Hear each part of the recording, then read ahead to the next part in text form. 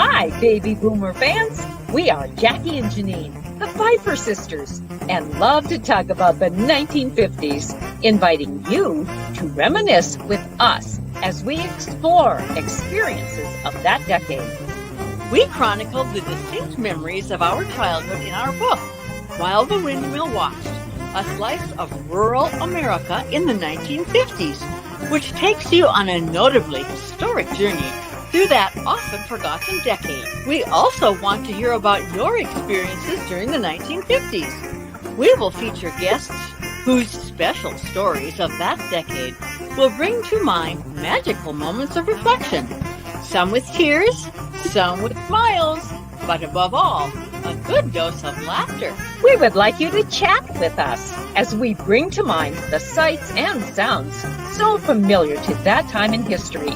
Grab your favorite malt or Green River. Make sure you are wide awake and get ready to be inspired about the 1950s.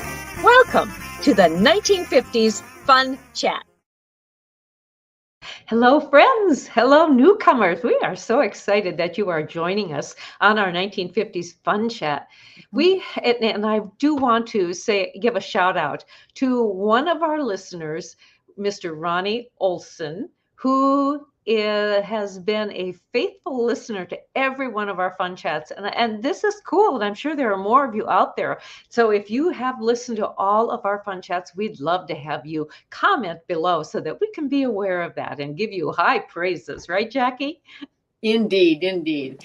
So before we begin, viewers, please take note of the beautiful purple banner down below. It has our website, www.wildthewindmillwatch.com.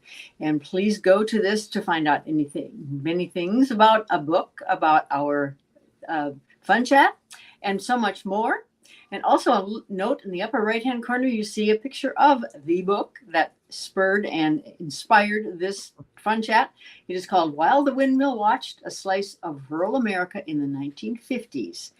The sunset of North Dakota wraps around it, and then you'll see down on the corner a little white spot. Well, that little white spot is a little special white spot that we were able to gain last year in 2020 because the book was given the National Independent Press Award in the regional nonfiction category as the distinguished favorite. So we're really happy to have that little icon on the front. So let's begin with our next guest. His name is Mr. Rick Thompson, and he was born on May 19th in 1954 in Bowman, North Dakota, where he was raised on a ranch in Bowman County. He graduated from high school in Bowman, and he continued his education at North Dakota State University, where he earned a degree in animal science in 1975. In 1979, he and Karen Matson married in Beach, North Dakota. They have 2 children. His first job after college graduation was with PV Grain Company in Minneapolis. From there, he moved to Hubbard Milling in Mankato, and to Rapid City, South Dakota as a territorial manager. So Rick's career direction changed when he became involved in radio after his brother asked him to join KWAT in Watertown, South Dakota as the station's first farm director. So after a 3-year stint in that position, Rick moved to Bowman, North Dakota, and started the first radio station, KPOK. The station is still on the air. So Rick also created a professional rodeo show called Talk Rodeo. I'm not doing very well this morning. We will learn more about this topic during our chat. Talk Rodeo, that is. For the last 8 years, Rick has been an executive director of the North Dakota Cowboy Hall of Fame, headquartered in Medora, North Dakota. So the Thompsons have lived in Dickinson for the past 35 years. Rick, we welcome you to the 1950s Fun Chat. Yes. Thank you for having me. It's our pleasure. It's going to be a blast. So, yes, I hope so. Here we go. We'll begin by setting the stage of how ranch life influenced you, who you've become and continue to become as the man we see today. I guess we might entitle the topic Cowboying on a Ranch in Western North Dakota in the 1950s. So take it away. Well, I think like anybody in the 1950s, when we grew up there, it was you played outdoors with almost all the time I can remember, just being outdoors and being around the cattle and being just being around the outdoors period and wildlife.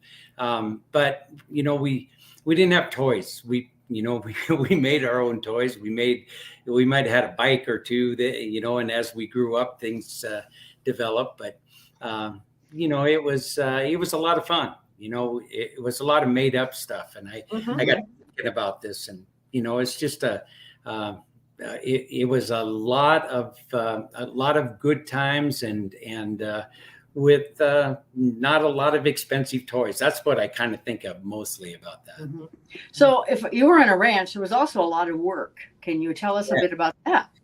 Yeah, obviously everybody had chores. We did everything that needed to be done, and it was fun when you could switch different chores with your brother, so you didn't have to do the same thing all the time. But we did it, a lot of that. But there was, you grew up fast, and I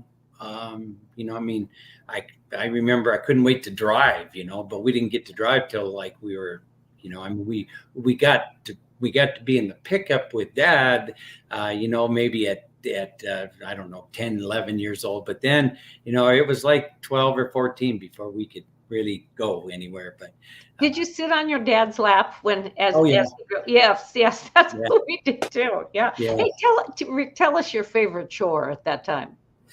Oh boy, just feeding, I think was probably the best. Definitely wasn't cleaning a chicken coop. But, oh, you got to do that too. We did too. Oh, I think everybody got to do that if you had a chicken coop.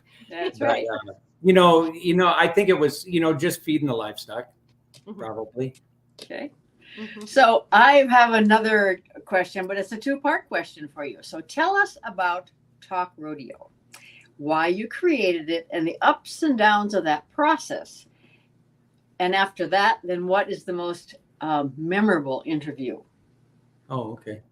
I did that program, started in, it started in 82, but 81, 82, on a local basis. I moved it to a more national basis in 1985.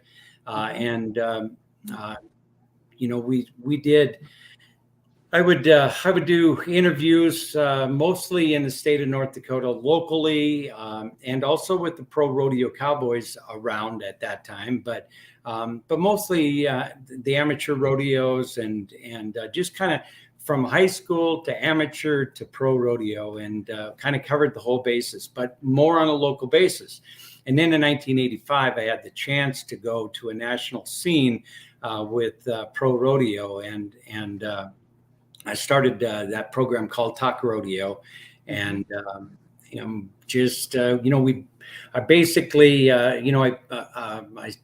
I've had several partners in that venture throughout the years, just more on the technical side, so we would go to different rodeos,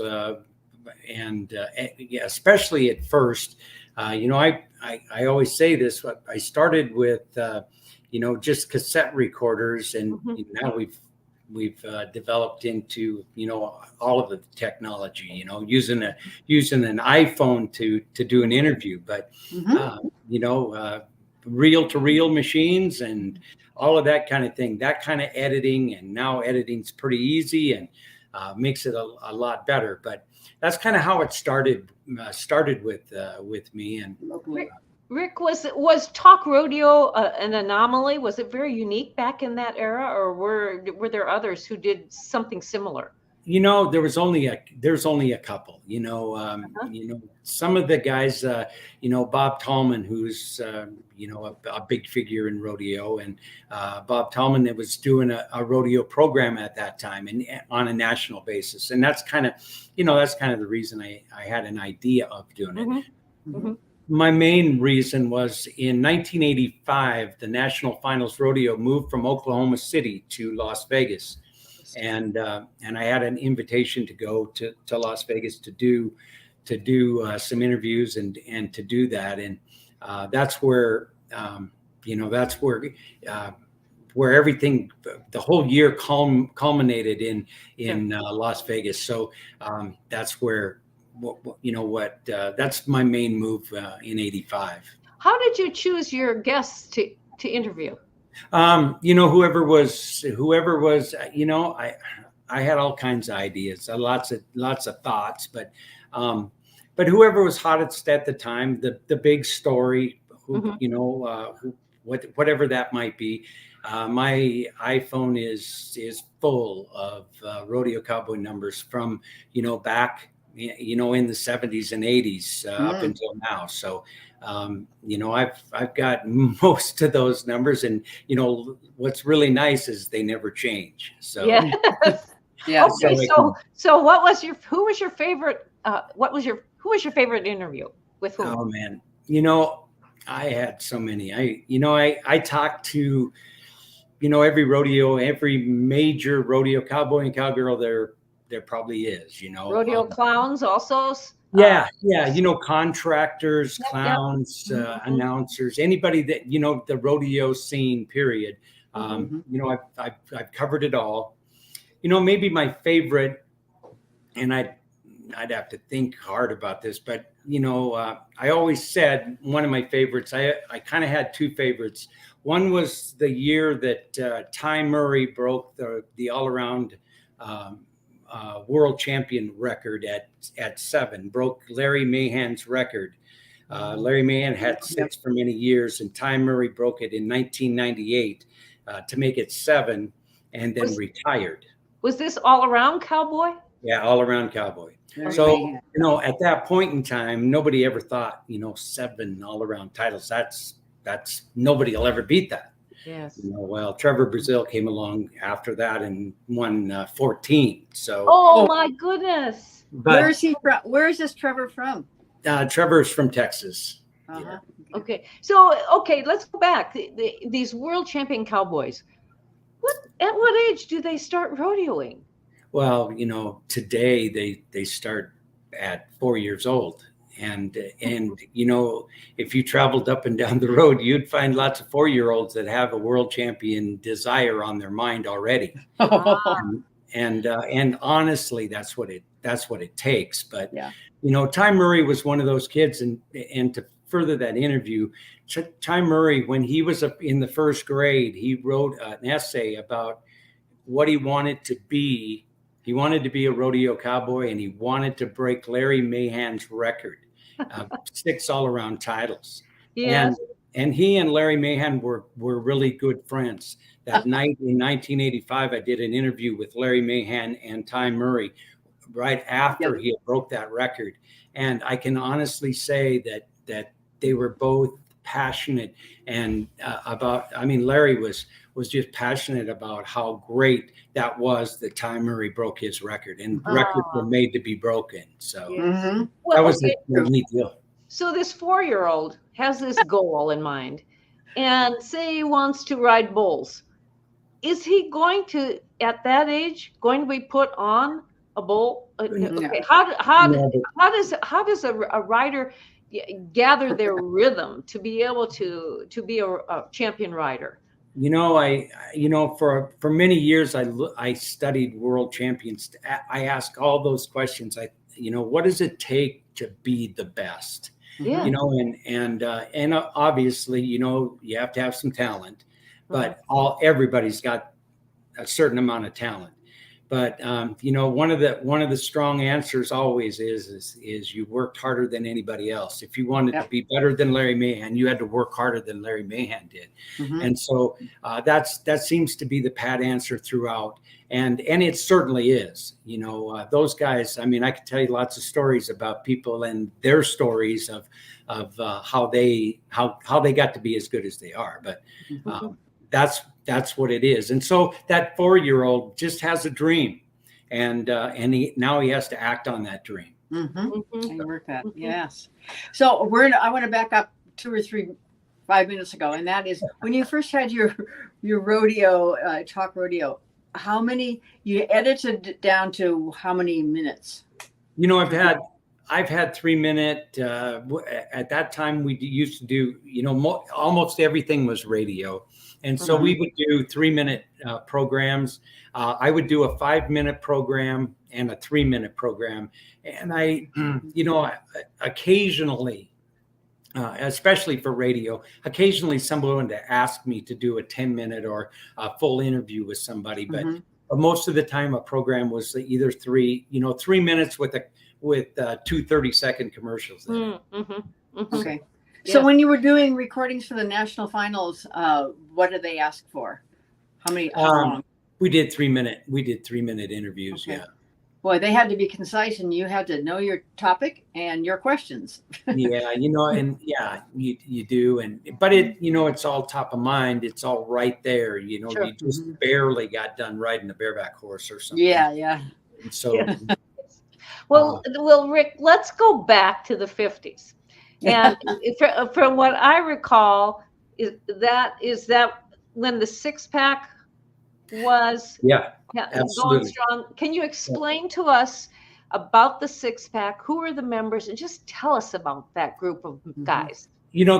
Those guys were pretty special in the state of North Dakota. They were really special, but they also gained national acclaim as 6 guys that pretty much traveled together. They all 6 didn't travel all the time together, but they were always around each other. And of course, we're talking about Jim and Tom Tescher and Alvin Nelson, Alvin Nelson was the first world champion from the state of North Dakota. Dean Armstrong, Dwayne Howard, and Joe Chase were the 6 guys. These guys did everything in rodeo, mostly noted for saddle bronc riding. They were, North Dakota. They always talk about the great saddle bronc riders from the north, and those are the guys that they started talking about. So why are saddle bronc riders especially prevalent from North Dakota? If you go back, it seems like, and it's, they're not all, there's plenty of them in Texas too, but up north, because it was cold, because of the cold climate, the rough stock events were more prevalent than they were in the South. It still is today. If you want to be a roper, where do you go? Texas, Louisiana, New Mexico, Arizona, wherever, because you can rope every day. Sure. And that's why they did it. Now in the 1950s, there wasn't a whole lot of indoor arenas like there is today. Today, it's a little bit different, but you still have to heat those arenas if you're going to rope calves. But you can ride broncs and bulls and bareback horses in an indoor barn in North Dakota in the wintertime. So, that question: do those calves that are used for roping or those steers are used for steer wrestling? Do they ever, in your mind, you think they ever get so used to doing that they just lackadaisical? Yeah.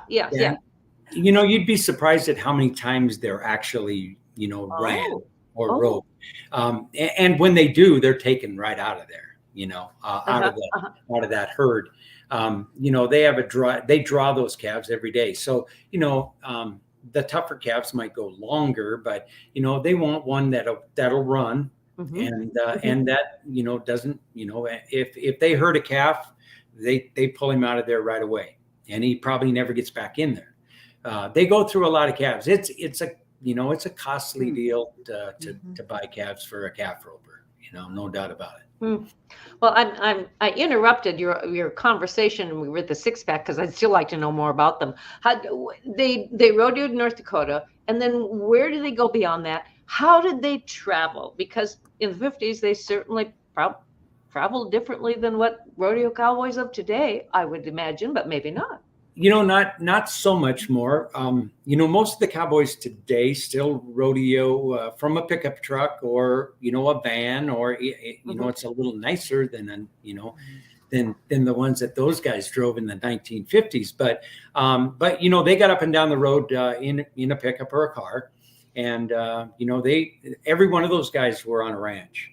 They left a ranch that day, whether it was their ranch or their parents' ranch, and left for the weekend to rodeo.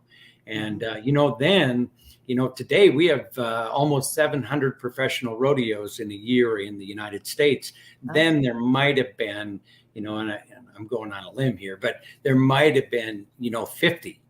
So those guys traveled a lot, and most of them were in the same places. The Madison Square Garden, if you've heard of that. These guys, the six-pack went to the Madison Square Garden a lot. You hear about the Madison Square Garden mostly in the 50s and 60s from guys like that. They rodeoed with, maybe the greatest bronc rider, or arguably the greatest, Casey Tibbs in the 50s. And I'm sure heard of Casey Tibbs. These guys were good friends of Casey Tibbs. And they were, but, without really getting down to each one, be assured that they were all very good and they were all talented. And Tom Tescher told me one time, he said, the worst thing about it was traveling with the 6 best guys in the world. He said, we'd have won way more money if we'd never traveled together. And that's not the truth. So that brings to mind the fees. What about entry fees? I'm sure they've really gone up since the 50s. Well, not as much as you would think, but they have. I mean, honestly, it was entry fees in the 50s might have been $25 or $50. That was at a big rodeo. Okay. At a big rodeo. Today, they're probably anywhere from, there's some big fees out there, but most of that money that they win today, now I'm talking, in the last 10 to 15 years, is a lot of sponsor money. So when you hear of the $10 million prize at the NFR, that is, that's a lot of sponsors putting a lot of money together. And actually at the national finals, they do not have to pay an entry fee. But most rodeos, they do, no matter how much there is, they do pay. And that figure today is anywhere from $150 to $500. Okay. Do most cowboys enter rodeo just because they want to, or do they? Can they only enter because of the number of points they might have accumulated so far, or is it by invitation only, or how does that work? There's a little bit of all of that in there. The invitation part of it is only the best go to the best rodeos. Okay. But if you become, and you have to work your way to the best. So as you work into rankings, the top, we use the top 15 in the world in each event to go. They are able to go to the national finals. But if, so if you were going to, let's just use some of the iconic rodeos like Pendleton or Cheyenne or Houston, Denver, those rodeos would take, they would mandate the last year's top 30 in the world. So if you were in the top 30, you could go.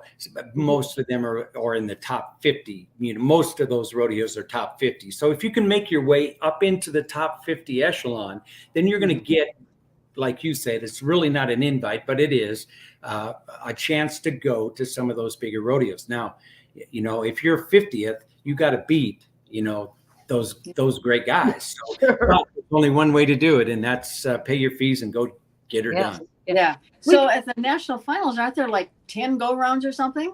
10 go rounds, one every night. One every night. And, when you take, and it's not an easy sport. The bareback riding is said to be the toughest on your body. Yeah. Bareback riding and bull riding are both, but every event can be, you can sprain a knee, or you can, even the barrel racers. Yeah, I hit your knee. Yes. So is there one more thing, Jane, sorry. Is there a chiropractor or a massage therapist on duty? We probably have the very best physicians in the world that take care of those cowboys. Oh, good. Justin Boot Company, many years ago, started a program called the Justin Sports Medicine Program for cowboys. That those cowboys and cowgirls will check in with those doctors and I want to say I've lost my word for chiropractors, massage. Well, yeah, and but they basically tape. They tape every part of your body. Sure. They'll check in. They'll get taped up, and maybe an hour before they ride. So if you ever seen a bareback rider will be taped. I mean, all over. Yeah. Okay. But if somebody gets hurt, one of my good friends and great doctors in the world, Dr. Tandy Freeman, has been with Rodeo for, as long as I've been around it. And this guy's amazing, but he knows the best physician. If you break a certain bone, he knows where he either does it or he sends you to the best there is, and he knows. So it's a good program there. But as far as chiropractors, they all use chiropractors. I would think. You talk about the best cowboys in the world. Where in the world are these cowboys mainly from the North American continent, or do they come from other parts of the world also? They come from everywhere, but most are in the United States. We're the predominant rodeo country. Australia, Brazil. If you watch the PBR, the professional bull riders, if you know about them, if you've seen them, you'll notice that the influx of Brazilians to the United States is crazy.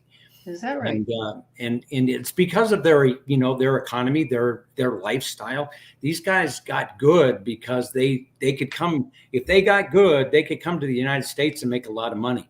And so that's how that all came about. And they've done well. It's hard to beat the Brazilians. Do you see them as predominantly bronc riders or in other events? The Brazilians, they're mostly bull riders. Mostly. But we have a young man by the name of Marcus Costas that came from Brazil. I suppose he's been around for maybe, I'm going to stick my neck out, 8 years maybe, and won a world title, which is phenomenal. He's really good. Another young man is a team roper that comes from Brazil, and he came here and worked with the best team ropers in the world, and now he dominates. So interesting. Yeah. Okay, let's branch out in rodeo. We've talked about the rider, the cowboys, the cowgirls. How about these rodeo clowns? Tell us about the importance of a rodeo clown. Very important and very dangerous. Very, you talk about athletic. They may be the most athletic people out there, and the good ones are really hard to find. And they stay hooked up for a long time. And we probably have 3 of the best going right now. And I mean, I'm talking about another level. And I can guarantee you they'll get better than these guys that are now. It's it's because that they, it's not any different than that 4-year-old that wanted to be a world champion. Sure. That's where they start, and they all like that rodeo clown, and bullfighter. Yes. Well, inside that barrel, have you ever been inside one of those barrels? Yeah, I have. Have you really? What's it like? Very padded. And every one of those guys makes his own. It's all a different house inside there. Yes. But they're all padded, and that's the clown. That's the funny man. That's the guy that is going to tell the jokes, and he doesn't get hit very many times by that bull. But and that's the reason for the barrel. He's a guy that used to fight those bulls that now moved to climbing that barrel and letting that bull hit that barrel a few times. Rick, you are now executive director of the North Dakota Cowboy Hall of Fame. What led you to that position? I think just my my contact of people and my knowledge of rodeo and the Western, not just rodeo, but the Western lifestyle is probably the reason I even thought I wanted to do that. So it's a great thing. We have a museum in Medora, North Dakota, and of course a 1,000+ membership in the North Dakota Cowboy Hall of Fame. So our responsibility as Hall of Fame is to preserve that lifestyle. Preserve those stories that we're talking about today, in rodeo and in ranching, and just the whole Western genre. So, in North Dakota, do you feel that the West or the Western flavor starts west of the Missouri River? If you're asking me that directly, I would say yes. But yeah, I think so. Yeah. Sure. Yes. And a lot of it has to do with the terrain. Yeah. And the quality of the earth, of the soil, I mean. Yeah. But again, you look at how you grew up. If you grew up in a city, you probably had a friend that was on a ranch that you could go visit, But if you lived in a bigger city, you probably didn't get to a ranch, maybe ever. I mean, there are undoubtedly there are many people that have never been to a ranch or a farm. Sure. Don't know what you're talking about. Yes. And all I can say is they missed all the fun. And the work. So if we have viewers who are watching this interview and they've never been to a ranch, how can you explain a ranch lifestyle to them? It's the greatest lifestyle in the world, you wonder why they continue to do what they do for the dollars that they make, and many people, I've asked that to many people, but I don't think you could ever change a rancher or farmer and say, boy, would you change this would you rather be a lawyer? If you could be a lawyer, would you want to be a lawyer? Absolutely not, not just a lawyer, but anything. But that's bred, that's bred in, and there's not a change in that, that's a it's a pretty important job to take care of America. And that's exactly what they're doing. Yes, exactly. Rick, were you a rodeo cowboy? Yeah, I rodeoed through college and into, a few years after college, and then got married. Did that stop it? You're that pretty much did. And it was time though. Yeah. So I did a lot of things in high school and college, but rode bulls after college and professionally, and I was pretty much at the end of, I was in my late 20s, and that's getting pretty, that's a long time. What's the average age of a rodeo cowboy or a cowgirl? Kind of depends on your event. Sure. Bull riders is probably 30 years old, maybe 30. You'll see some rare 35-year-old bull riders. Bronc riders are probably, bareback riders and bronc riders are much the same. Barrel racers are 80. They're good at 80. I'm serious. We have some older ladies that are world champions that are phenomenal. Yeah, wonderful. But, steer wrestlers. I know guys that have gone to be into the 50s. So. Okay. And when a professional cowboy retires from rodeoing, what goes through his mind? Is that desire still burning, but his body just won't let him, or what happens? About not many years ago there, it's changed a little, but that will to stop, nobody, that's all Yes. I mean, you've traveled for 365 days a year up and down the road to, in the 80s, they went to 150 to 200 rodeos a year. figured that one out. I mean, they're on the road all the time. That hasn't changed a whole lot. They go to a lot less rodeos today. They'll probably go to 75 to maybe 100 rodeos today, and 100 would be a lot. But that's all they know. They know every inch of every rodeo arena in this country. They've been there. And they, when it comes time to quit, it's a hard thing to do. But I bet. and then what do you do? I mean, You do what you're doing. Yeah. Well, and there's some that do that. I mean, obviously it's getting easier to do that, but not many years ago it was, hey, what do you do? Go back to the ranch maybe, or whatever, if you're fortunate enough to do that. Yes. But that rodeoing is expensive, isn't it? Well, it is, I mean, unless you're a winner. I'll give you an example. Brad Germanson. Brad Germanson's a 4-time world champion from North Dakota. He's a bronc rider, probably one of the very best there ever was. And that's, I'm a little biased, but you could ask anybody.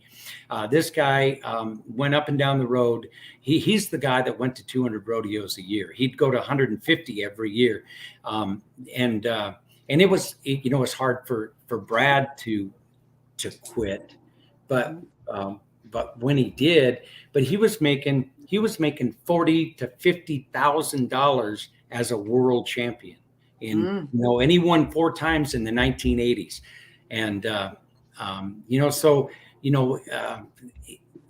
that's the kind of money today. Those world champions are making 200,000 plus, and and again, it's relative, but there's a lot, today they're spending, anybody that's going up and down the road spending at least $50,000 to $60,000 to $70,000, and most of those don't break even.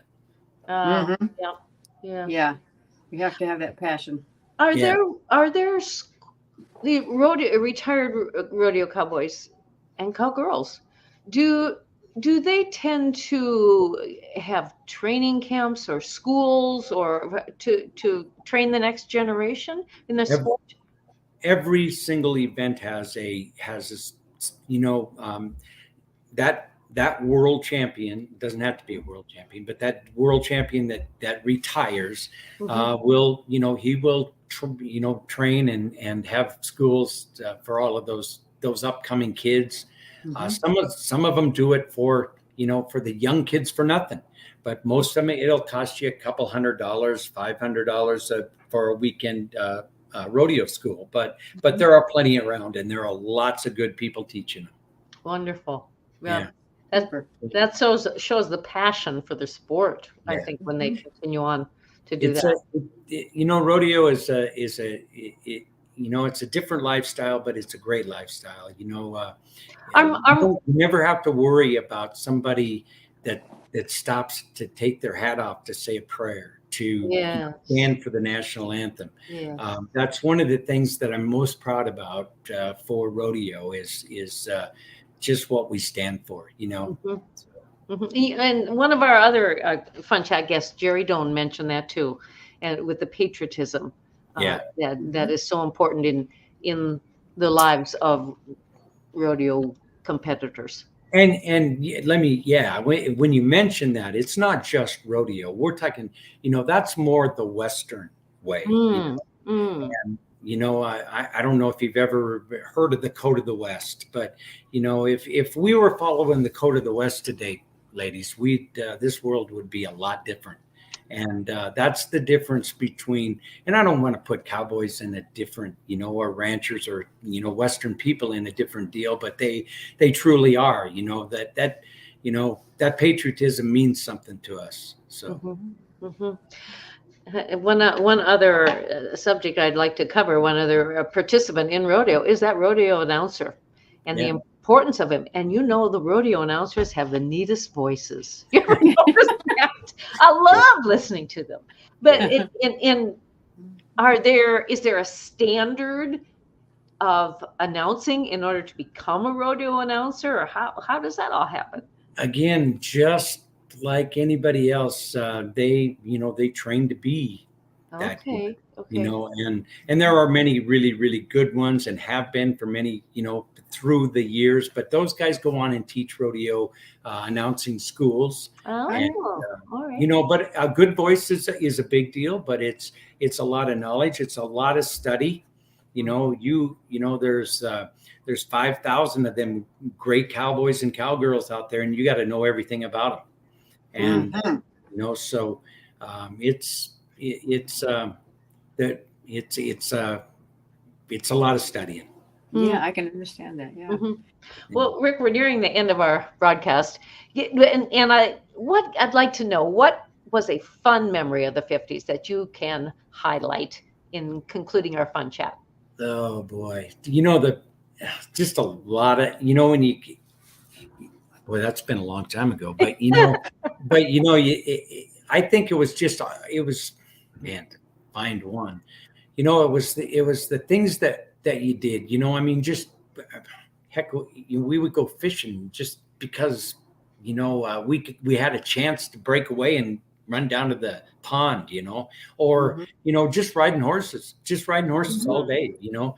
I mean, we'd sneak away and you know, and ride. I could tell you some pretty cool stuff, but it would take a while. But you know, we used to set up an arena and rope our bottle calves and ride our bottle calves. Yeah. And we set up that arena and have to tear it down before Mom and Dad got home from work that afternoon, you know? Yeah. But you know, the word we've heard from so many people we've interviewed is the word freedom. When you were young in the 50s, you had lots of freedom. Yeah. Yeah. To learn to be who you are today, I guess. Yes. That's exactly. You know, and it was fun. Today we have all kinds of different things, you know, stimulus. Yeah. Back then we had the stimulus, but it was outdoors. You know, nobody was indoors. You didn't live indoors. I mean, you came in at 8:00 because everybody told you to get in. Mom said, "Get in here." Oh, viewers, this has been a wonderful conversation with our friend Rick Thompson, who is the executive director of the North Dakota Cowboy Hall of Fame at Medora, North Dakota. If you have an opportunity to go there, please do. You will be enriched in understanding the wonderful sport of rodeo, and it might capture your heart. So, Rick, we do thank you too for being our guest. This has been a wonderful, fun chat. Jackie, how can you fund this program? I send my thanks as well. We know you're a busy man. So one more thing for our viewers, and that is, we want you, do you know your colors? Do you know red and blue? Of course you do. Okay, look for that little blue thumbs up button and click on that, and the red subscribe button. So until next time, tell your friends, even your family, about the 1950s Fun Chat.